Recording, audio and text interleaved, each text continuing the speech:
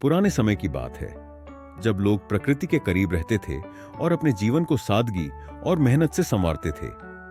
एक छोटे से गांव में रामू नाम का एक किसान अपनी पत्नी, 2 बच्चों और बूढ़े माता पिता के साथ रहता था।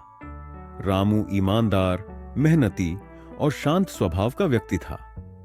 हालांकि उसकी आर्थिक स्थिति बहुत अच्छी नहीं थी, लेकिन वह अपने परिवार की जरूरतें पूरी करने के लिए जी जान से मेहनत करता था। गांव के लोग रामू की ईमानदारी की बहुत सराहना करते थे। वह कभी झूठ नहीं बोलता था और न ही किसी का बुरा सोचता था। लेकिन उसकी ईमानदारी और मेहनत के बावजूद उसकी फसल अक्सर कम हो जाती थी। कभी बारिश ज्यादा हो जाती तो कभी सूखा पड़ जाता। इन हालातों ने रामू और उसके परिवार को बहुत कठिनाइयों में डाल दिया था। एक बार गर्मियों के दिनों में रामू अपने खेत में काम कर रहा था। सूरज की तेज किरणें खेत की मिट्टी को जला रही थीं। वह अपने पुराने और जंग लगे फावड़े से मिट्टी खोद रहा था। अचानक फावड़े का लोहा टूट गया। रामू ठहर गया और अपने टूटे हुए फावड़े को देखता रहा। अब मैं क्या करूंगा? उसने खुद से कहा। नया फावड़ा खरीदने के लिए मेरे पास पैसे नहीं हैं। खेत की खुदाई अधूरी रह जाएगी तो फसल भी खराब हो जाएगी। रामू ने अपने टूटे फावड़े को उठाया और अपने घर की ओर चल दिया। वह सोच रहा था कि अगर कोई चमत्कार हो जाए तो उसकी समस्या का समाधान हो सकता है। गांव के बुजुर्गों से रामू ने कई बार सुना था कि गांव के पास जंगल में एक पवित्र झील है।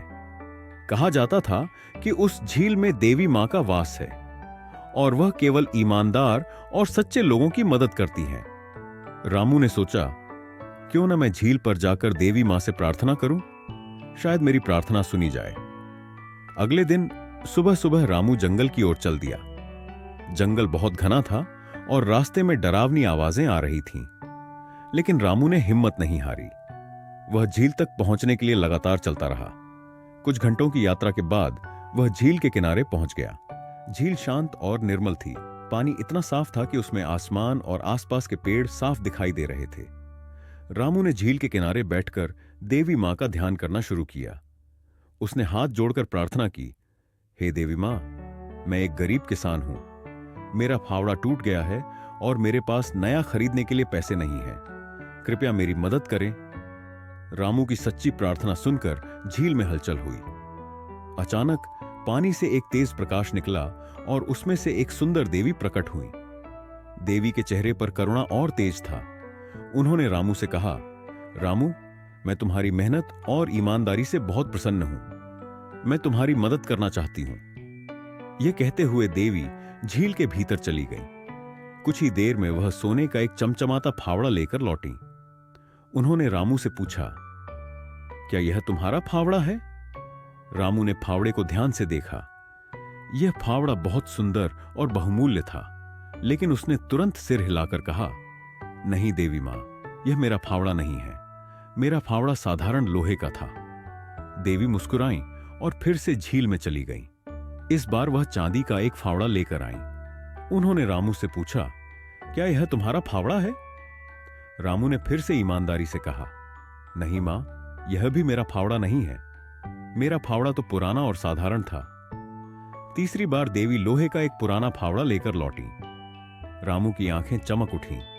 उसने कहा, हां मां, यही मेरा फावड़ा है। रामू की ईमानदारी और सच्चाई से देवी बहुत प्रसन्न हुई। उन्होंने कहा, रामू, तुमने सच्चाई का रास्ता चुना और लालच नहीं किया। इसलिए मैं तुम्हें यह तीनों फावड़े उपहार में देती हूं। इन्हें बेचकर अपने जीवन को बेहतर बनाओ और हमेशा ईमानदारी का पालन करो। रामू ने देवी मां का धन्यवाद किया और तीनों फावड़े लेकर घर लौट आया। उसने सोने और चांदी के फावड़े बेच दिए, जिससे उसे पर्याप्त धन मिला। इस धन से उसने अपने खेत को बेहतर बनाया, अपने बच्चों की शिक्षा की व्यवस्था की और अपने माता पिता की अच्छी देखभाल। परिणाम, रामू की इस कहानी ने पूरे गांव में खलबली मचा दी। सभी लोग उसकी ईमानदारी की प्रशंसा करने लगे।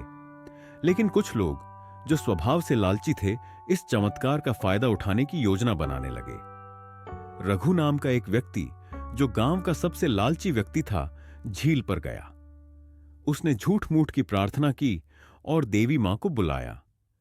जब देवी मां प्रकट हुई तो रघु ने कहा, मां, मेरा सोने का फावड़ा झील में गिर गया है, कृपया उसे लौटा दें।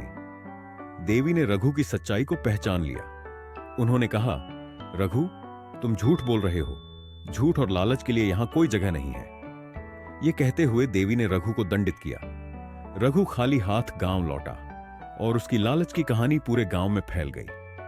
रामू की ईमानदारी और रघु की लालच की कहानी से गांव के लोगों ने बहुत कुछ सीखा। उन्होंने समझा कि सच्चाई और मेहनत का कोई विकल्प नहीं है। गांव के लोग अब एक दूसरे की मदद करने लगे और ईमानदारी को अपने जीवन का हिस्सा बना लिया। रामू अपने खेतों में और भी मेहनत करने लगा।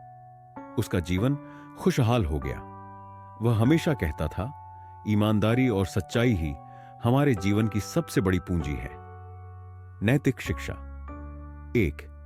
ईमानदारी और सच्चाई का फल हमेशा मीठा होता है।